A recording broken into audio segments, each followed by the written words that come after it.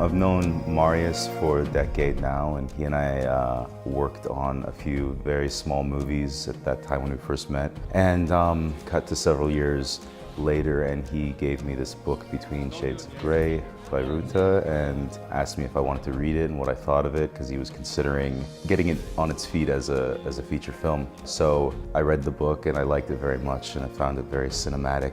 It was also a story that I hadn't heard before, and I found it very compelling.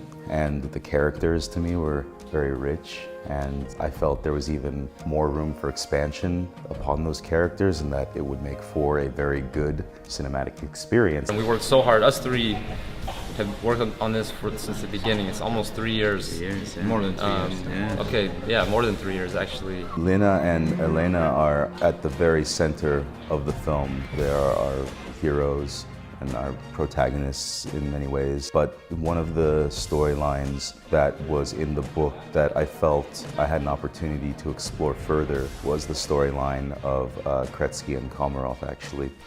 Peter, come say hello. What is Peter, going on here? Brilliant Peter Franzen. Oh, thank you, Komarov. sir. There's a moment in the film where Komarov executes a woman.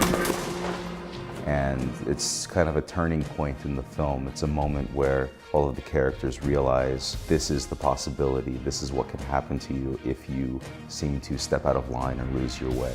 I think it would be very easy to imagine Komarov as simply a monster who wants to kill this young woman, but the reality is, I don't think he does anything out of bloodlust. I think everything he does is for a very specific reason, and if I'm inside Komarov's mind, I think he's thinking this woman is going to be a problem, she's not going to survive, I'm just going to get rid of her right now. And so even the most horrible characters, the most atrocious, the darkest, I think that my job, and then the job of the actor and the director, to find a way to understand and sympathize with their choices, even if you don't agree with them at all. These guys are crazy and I love them.